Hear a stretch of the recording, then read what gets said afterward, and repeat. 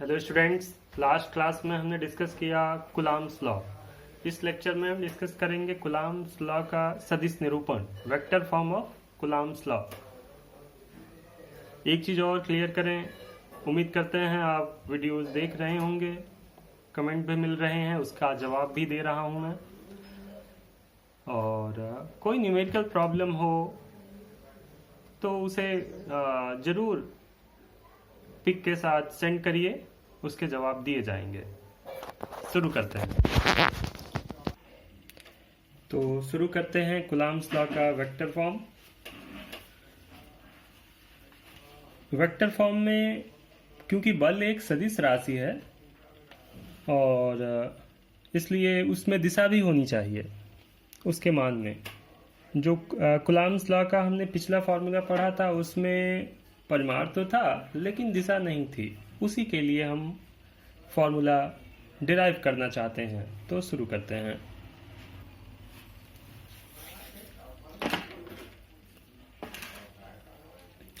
कुलाम के नियम का सदिश रूप, vector form of Coulomb's law. आप जानते हैं कुलाम का रूल होता है, लॉ फॉर्मूला हमने पढ़ा था, F = 1/4πε0 Q1 Q2 by R square. 1/4πε0 की वैल्यू आप जानते हैं 9 × 10⁹ न्यूटन मीटर स्क्वायर पर coulomb square. Q1 Q2 charge है और R उनके बीच की दूरी है। मान लीजिए एक कोऑर्डिनेट एक्सिस है, इस दो चार्ज हैं आवेश Q1 और Q2, दोनों की स्थिति सदिश पोजीशन वेक्टर मूल बिंदु से R1 वेक्टर और R2 वेक्टर है। तो इन दोनों के बीच का सदिश क्या होगा? R21, मतलब R2 माइनस R1। R21 का मतलब 2 की ओर 1 से, यही यदि हम R12 लिखते मतलब 2 से 1 की ओर, ठीक है, 1 की ओर 2 से। R21 मतलब 2 की ओर 1 से। तो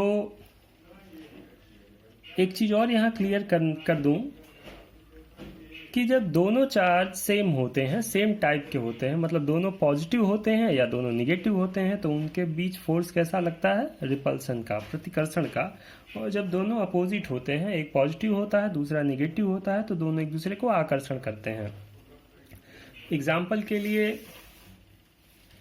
मान लीजिए दोनों चार्ज क्या हैं? पॉजिटिव हैं। एक मान लेते हैं +2 है और एक +3 है। ये Q1 है और ये Q2 है। तो +2 × +3, 3 2 6, +6, जो कि 0 से बड़ा है। यदि दोनों चार्ज निगेटिव हो, -2 -3, फिर भी मल्टीप्लिकेशन माइनस इंटू माइनस क्या होगा? प्लस, +6, जो कि 0 से बड़ा होगा। तो जब आप देखेंगे कि Q1 और Q2 दोनों सेम है, दोनों पॉजिटिव हैं या दोनों निगेटिव हैं, तो उनका मल्टीपल किससे बड़ा होगा?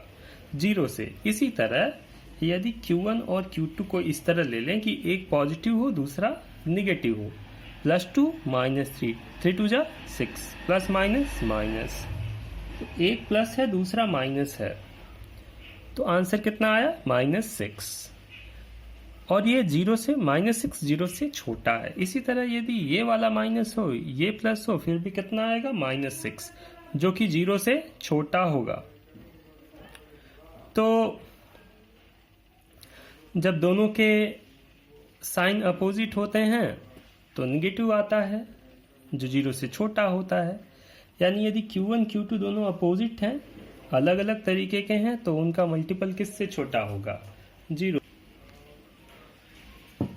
वही तो यदि दोनों का मल्टीपल, पहली कंडीशन जब दोनों का मल्टीपल 0 से बड़ा है, यानी दोनों एक ही होंगे, एक जैसे होंगे, दोनों पॉजिटिव होंगे या दोनों निगेटिव होंगे, उस कंडीशन में दोनों एक दूसरे को क्या करेंगे? प्रतिकर्षित करेंगे, रिपल करेंगे। ओके,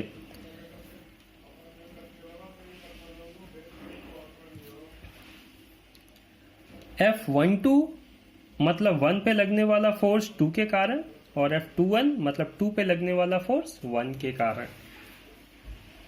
यदि हम, और उसी तरह जब दोनों का मल्टीपल 0 से छोटा है यानी दोनों अपोजिट साइन के होंगे और दोनों एक दूसरे को आकर्षित करेंगे, तो बल दोनों एक दूसरे को आकर्षित कर रहे हैं अपनी ओर। ये इसकी ओर जाने का प्रयास कर रहा है और ये भी इसकी ओर जाने का प्रयास कर रहा है। स्थिति सदिश R21, स्थिति सदिश नहीं, सदिश R21 के लिए आप क्या करेंगे, R2 माइनस R1। आप पढ़े हैं वेक्टर सब्सट्रैक्शन, और इसी तरह R12 equal to R1 minus R2।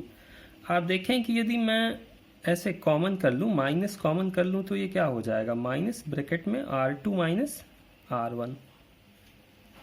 R2 minus R1 क्या है, R21। तो देखिए R21 माइनस R12, ये तो बेसिकली क्या था, 12 ही था।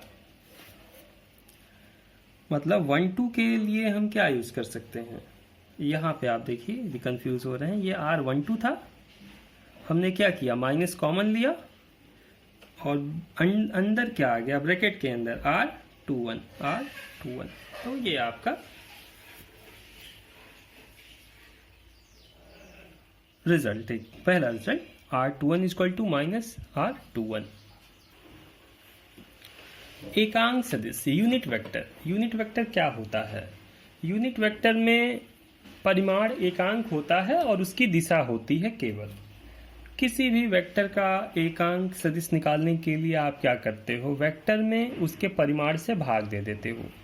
ठीक है, जैसे मान लीजिए कोई एक वेक्टर है 5i, ये एक्सिस है x y z, इस पे यहाँ पे एक बिंदु है, वेक्टर पॉइंट है, तो और मान लीजिए इसका परिमाण कितना है 5i। i आप जानते हैं दिशा होती है किसकी, x एक्सिस की। तो आपको इसका परिमाण चाहिए केवल,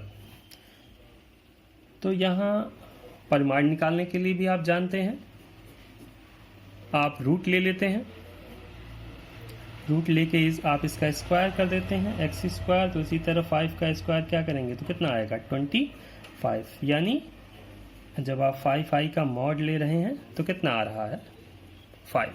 ठीक,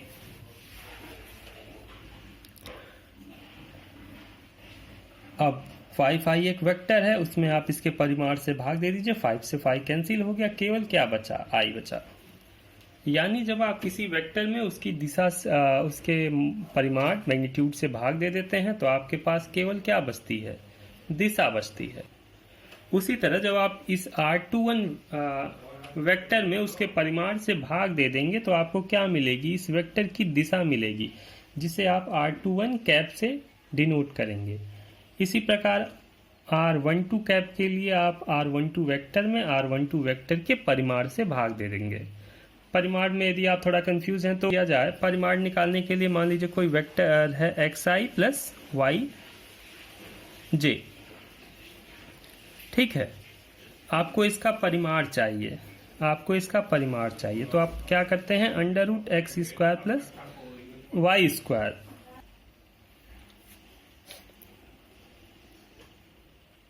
मॉड में R21 वेक्टर और मॉड में R12 वेक्टर लिखना बड़ा लग रहा है, इतना बड़ा नोटेशन हम बार बार यूज करने में कठिनाई होगी, इसीलिए इसे हम केवल R21 और इसे केवल R12 लिख रहे हैं। अब आप कुलाम का नियम जानते हैं, F = 1/4πε0 Q1 Q2 by R²। तो जब आप सदिश ले रहे हो, F21 सदिश ले रहे हो, जैसे आप देख रहे हो F21 सदिश, ये वेक्टर है, इसकी दिशा किधर है, इस ओर, और वही दिशा किसकी है, R21 वेक्टर की है, दोनों की दिशाएं समान हैं। तो F21 = 1/4πε0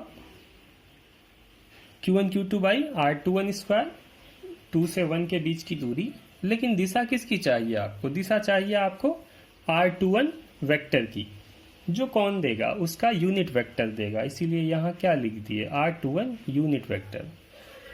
यूनिट वेक्टर के पास अपना कोई परिमाण नहीं होता, केवल दिशा होती है, एकांक परिमाण होता है, तो आप एक से किसी भी संख्या में गुणा कर दीजिए, उसके परिमाण में कोई परिवर्तन नहीं होगा। इसी प्रकार F12 बराबर 1/4πε0 Q1 Q2 upon R12² R12 cap. आप जानते हैं कि R12 equal to minus R21 हमने अभी प्रूफ किया है पिछले पेज पे। तो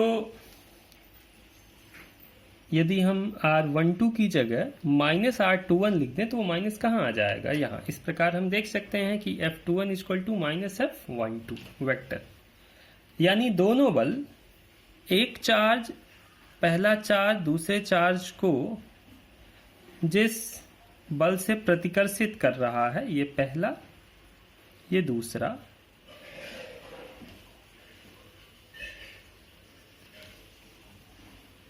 पहला चार्ज दूसरे चार्ज को जितने बल से प्रतिकर्षित कर रहा है, दूसरा भी पहले को उतने ही बल से प्रतिकर्षित कर रहा है, बस दिशा का फर्क है। यानी एक आवेश दूसरे आवेश पे जितना बल लगा रहा है, दूसरा भी पहले पे उतना ही बल लगा रहा है।